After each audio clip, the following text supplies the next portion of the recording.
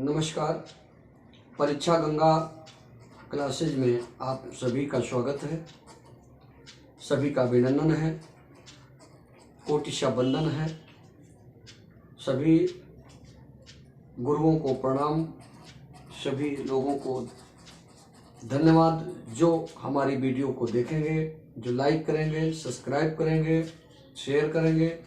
उन सभी साथियों को, सभी अभ्यर्थियों को हमारी अग्रिम शुभकामना, जो जिस लक्ष्य के लिए पढ़ रहे हैं या परीक्षा दे रहे हैं। भगवान सबका भला करे, सब पास हो जाए, सब अच्छे नंबर आए। आइए आज हम अपने क्लास में संधि का चैप्टर आपको बताएंगे। आइए संधि का चैप्टर हम ले चलते हैं। संधि क्या है? देखिए, चाहे हाई स्कूल की परीक्षा हो, इंटर की परीक्षा हो, बीए की परीक्षा हो या अन्य कोई प्रतियोगी परीक्षा हो, सभी परीक्षाओं में संधि एक महत्वपूर्ण भाग लेकर आती है। संधि एक ऐसा प्रकरण है, एक ऐसा विषय है, एक ऐसा भाग है जो हर परीक्षा में प्रायः पूछा जाता है। तो आइए जान लेते हैं संधि है क्या। ये संधि क्या है? संधि दो अक्षरों के मेल को संधि कहते हैं। अक्षरों, ये और कितने अक्षरों? दो अक्षरों के मेल को संधि कहते हैं। दो अक्षरों के मेल को संधि कहते हैं दोस्तों। जैसे कि का धन ई बराबर की, ये कुछ लोग आपको बताते होंगे कि दो अक्षरों के जोड़ को संधि कहते हैं। आइए जोड़ देते हैं। ये देखो, ये मेल हुआ, ये क्या है? मेल। मेल का आशय होता है मिलना, मिलना या मिलाना। लेकिन जोड़ का आशय होता है, जोड़ का मतलब जुड़ना, जुड़ना या जोड़ना, जोड़ना। जैसे का धन ल, ये दोनों जुड़ेंगे तो कल बनेगा। ये का धन ल, ये दोनों जोड़ हुआ, इनका जोड़ हुआ। अब का और ई का जोड़ नहीं बल्कि मिलन हुआ। अब इसको मैं समझा दूं, कुछ प्राय विद्वान आपको बताते होंगे और कहेंगे भी मेरी बात को सुन करके कि ये दो जोड़ और मेल एक है। मेरे हिसाब से जोड़ और मेल अलग अलग है। जैसे भाई जोड़ना है, जैसे मान लीजिए दो, ये एक राड है और ये टूटा हुआ है। जब हम ये लोहे के राड को जुड़वाएंगे, जोड़ेंगे, तो फिर ये जुड़ेगा यहां से। लेकिन इसे मिलाना अलग बात है। लोहे में लोहे को मिला देना, जोड़ना से बहुत बड़ा अंतर है। क्योंकि जब मिलाया जाता है तो ऐसा मिलाया जाता है कि मिल जाए। लेकिन जोड़ने का मतलब ये नहीं है कि मिला दिया जाए। जोड़ने का मतलब, जैसे एक साधारण से उदाहरण मैं आपको बताता हूं। जैसे चीनी और पानी, चीनी पानी को आप जोड़ते नहीं बल्कि मिला देते हैं। तो ठीक इसी तरह हमारे ये अक्षर हैं जो जुड़ते हैं। ये जैसे ये जुड़ा, तो जो जुड़ करके बनता है वो शब्द बनता है। ये शब्द का निर्माण ये भी है, परंतु ये संधि विधि द्वारा शब्द बना है। ये संधि हुआ है। और संधि का मतलब मिलना होता है साथियों, मेल होता है, जिसे योग मेल कहते हैं। मिल गया, का और ई मिल गया। लेकिन का और ला मिला नहीं बल्कि जुड़ गया, इसलिए ये जोड़ हो गया। और दो अक्षरों के जोड़ को तो शब्द कहते हैं, इसलिए दो अक्षरों के मेल को हम संधि कहते हैं। आप भी मानिए और सुनिए, जानिए। जो कहते हो जोड़ को, उनकी बात अलग है भाई। तमाम दुनिया में तुलसी बाबा लिखे, तुलसी इस संसार में भांति भांति के लोग। इसलिए आइए अब हम आपको ले चलते हैं कि संधि, दो अक्षरों के मेल को तो संधि कहते हैं। ठीक है। जैसे का धन ई बराबर की, ये संधि हो गई। अब दूसरी परिभाषा क्या बनती है, दूसरी परिभाषा कि पहले शब्द का अंतिम अक्षर, जैसे पहला शब्द है, परिभाषा हमारी कि पहले शब्द का अंतिम अक्षर और दूसरे शब्द का पहला अक्षर जब आपस में मिलते हैं तो इस क्रिया को संधि कहते हैं। एक बात आप याद लगाइएगा, याद रखिएगा मेरी बात को, कि संधि हमेशा दो अक्षरों की होती है। संधि हमेशा दो अक्षरों की होती है, दो अक्षर आपस में मिलते, बाकी अन्य 4, 5, 6, कोई कहते हैं 2 या 2 से अधिक अक्षरों के मेल को संधि कहते हैं। ऐसी परिभाषा बताने वाले साथी मेरे बात को सुने, संधि हमेशा द्वि अक्षरों की होती है, 2 या 2 से अधिक अक्षर संधि में नहीं हो सकते हैं। इसलिए मैं दावे के साथ आपको कहता हूं। देखिए, जैसे मान लीजिए ये रमा धन ईसा, ये तो ये इसमें बड़ा आ है, इसमें ई है, इन दोनों का मिलन हुआ, एक अक्षर ये हुआ, एक अक्षर ये हुआ। तो पहले शब्द का अंतिम अक्षर और दूसरे शब्द का पहला अक्षर, ये पहला अक्षर है और ये अंतिम अक्षर है, इन दोनों का मिलन जब होगा तभी संधि होगी। इसलिए 2 अक्षरों के मेल को हम संधि कहते हैं। रमाधन ईसा बराबर रमेशा, ये तो आप जान ही गए होंगे। रमेशा कौन सी संधि है, एक झंडी लगी है, ये आ के साथ ई का मिलन हुआ है, ए का निर्माण हुआ है, इसलिए गुण संधि है। कौन सी संधि है, गुण संधि। ये ठीक है ना, ये रमेश कौन संधि है, गुण संधि।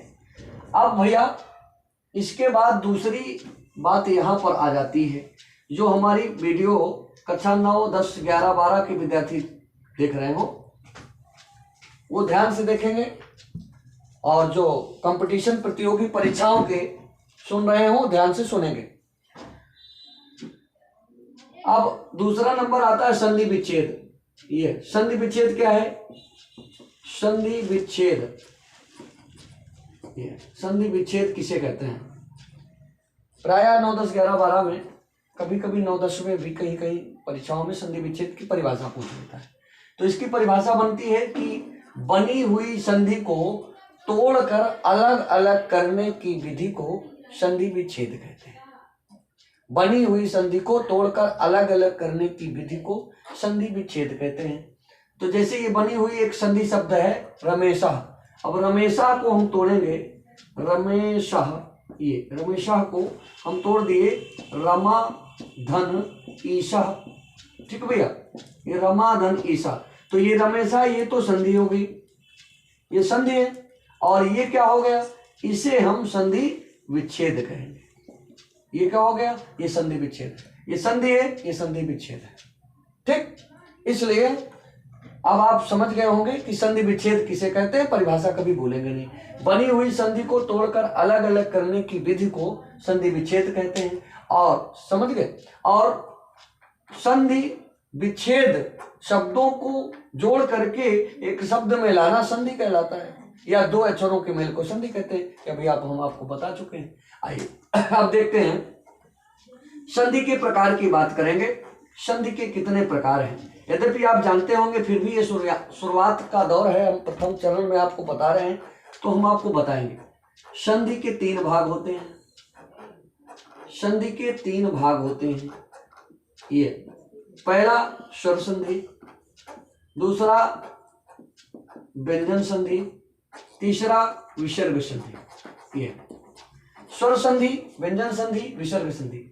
दुनिया में संधि केवल 3 प्रकार की होती है। कोई आपको बताए 10, 20, 50 तो आपको मानना नहीं है। हम बता रहे हैं स्वर संधि, व्यंजन संधि और विसर्ग संधि, क्योंकि वर्णमाला में स्वर और व्यंजन और विसर्ग 3 ही चीज का वर्णन किया गया महर्षि पाणिनि जी के अनुसार, इसलिए आप ये इसको जानिए। स्वर संधि क्या है, इसको आप जान लीजिए।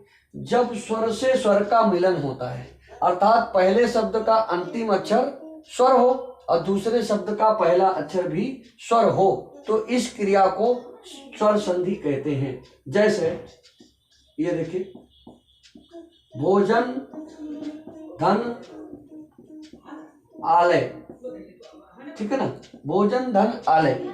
अब ये आ,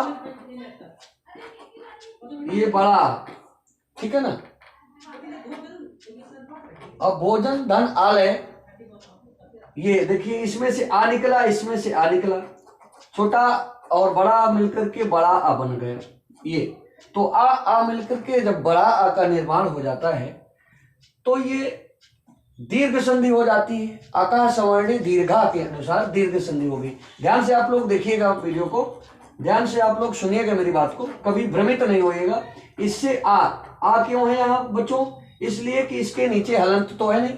जब व्यंजन के नीचे हलंत हो जाता है तो उसका जो है स्वर निकल जाता है, तो स्वर मुक्त व्यंजन हो जाता है। और जब हलंत नहीं रहता तो स्वर युक्त व्यंजन रहता है। प्रायः सभी व्यंजनों में स्वर आ स्वर पाया जाता है, तो प्रायः सभी व्यंजनों में आ पाया जाता है। तो ये भैया ये स्वर संधि हो गई। अब व्यंजन संधि जैसे देखते हैं, व्यंजन के नीचे हलंत जरूर होता है। जैसे देखिए ये आप देखेंगे ध्यान से, ये जगत धन ईसा, जगत धन ईसा, ये ता के नीचे हलंत मैंने लगाया, ये ता के नीचे हलंत लगा तो ता और ई मिलेंगे, ये व्यंजन है। पहले शब्द का अंतिम अक्षर व्यंजन हो और दूसरे शब्द का पहला अक्षर स्वर हो या व्यंजन हो, इस क्रिया को, इस योग क्रिया को हम व्यंजन संधि कहते हैं। ठीक, यही परिभाषा ऐसे ही विसर्ग संधि की बनती है कि पहले शब्द का अंतिम अक्षर जहाँ विसर्ग हो और दूसरे शब्द का पहला अक्षर स्वर या व्यंजन हो तो वहां पर जो है विसर्ग संधि होती है। साथियों आइए देखते हैं, जैसे ये ता तकार के बाद स्वर आया है तो व्यंजन संधि का एक नियम है कि उसके बाद तकार के बाद जब कोई भी वर्ग के बाद स्वर आता है तो वो अपने वर्ण अपने वर्ग का तृतीय वर्ण हो जाता है। तो यहाँ पर ये ता वर्ग में ता था धा धा ना, ऐसे ये व्यंजन है। तो इसका तृतीय वर्ण जब हो जाएगा तो ता का ता था धा, तीसरा दा वर्ण हो जाएगा। तो हो क्या जाएगा भैया, बराबर ये जग ता था दा द और ई इसमें जुड़ जाएगी बड़ी, तो जगदीशा, ये जगत धन ईसा बराबर जगदीशा। ठीक है ना, ये व्यंजन संधि होगी। व्यंजन संधि का एक उदाहरण मैंने बता दिया। इसके बाद ये विसर्ग संधि है भैया। विसर्ग संधि किसे कहते हैं? हमने अभी बताया कि जब पहले शब्द का अंतिम अक्षर विसर्ग युक्त हो, पहले शब्द का अंतिम अक्षर विसर्ग युक्त हो, जैसे ये हम यहाँ से बंद करते हैं, ये आइए विसर्ग संधि यहाँ बताते हैं। ये पहले शब्द का अंतिम अक्षर, पहले शब्द क्या है? मान लीजिए हम एक प्रायः आपको बहुत अच्छा शब्द दे रहे हैं जो आप प्रयोग करते हैं, रोज आप नमस्ते करते होंगे। तो ये देखिए पहला शब्द ये है नमा, नमा मा में विसर्ग लगा है, इसके बाद ये ते है, ते, तो नमा धन ते। अब ये विसर्ग युक्त शब्द है तो विसर्ग का सकार हो जाएगा, सा बन जाएगा। तो नमा के बाद जब सकार होगा तो नमस बन जाएगा, सा बनेगा। और सा अपने जो है स्वयं व्यंजन है, इसलिए ते के साथ ता के साथ मिलन जब होगा तो वो अपने व्यंजन स्वयं पूर्ण व्यंजन में आ जाएगा, आधा हो जाएगा। तो हो जाएगा क्या, नमस, ये नमस्ते, अर्थात नमस्ते का सही संधि विच्छेद है नमा धन ते। कभी आ जाए तो आप जाएंगे। ये पहले, फिर से सुने, स्वर संधि में क्या होता है? पहले शब्द का अंतिम अक्षर स्वर हो, दूसरे शब्द का पहला अक्षर भी स्वर हो, जब इसकी क्रिया हो तो वहां स्वर संधि। व्यंजन संधि में पहले शब्द का अंतिम अक्षर व्यंजन हो, दूसरे शब्द का पहला अक्षर स्वर हो या व्यंजन हो, यहाँ पर जो क्रिया होगी वो व्यंजन संधि होगी। और विसर्ग संधि में ये यहाँ से यहाँ पहले शब्द का अंतिम अक्षर विसर्ग हो और दूसरे शब्द का पहला अक्षर स्वर हो या व्यंजन हो, यहाँ पर जो क्रिया होगी संधि का कार्य होगा, तो ये नमस्ते बन गया, अर्थात यहाँ पर विसर्ग संधि होती है। अब मैं ये तीनों संधियों का सूक्ष्म रूप आपको बताया, अब विस्तृत रूप आपको बताऊंगा अगले भाग में। आप हमारा वीडियो देखते रहें, लाइक करते रहें, सब्सक्राइब करते रहें, शेयर करते रहें। और इसके आगे हम क्रमशः पहले आपको स्वर संधि समझाएंगे, फिर व्यंजन संधि समझाएंगे और इसके बाद फिर विसर्ग संधि समझाएंगे। फिर हम हिंदी व्याकरण का संधि के बाद तुरंत हम समास का नंबर आएगा, समास बताएंगे। क्रमशः आपको हिंदी की सारी व्याकरण हम पढ़ाते हुए आपको छोटे छोटे वीडियो के माध्यम से हम ये जनमानस की सेवा करते रहेंगे, विद्यार्थियों की सेवा करते रहेंगे, प्रतियोगी परीक्षार्थियों की सेवा करते रहेंगे। जो टूटा फूटा हमसे बनेगा वो हम आपको बताते रहेंगे। आप हमारी वीडियो को देखते रहें, आगे बढ़ाते रहें। जय हिंद, जय भारत।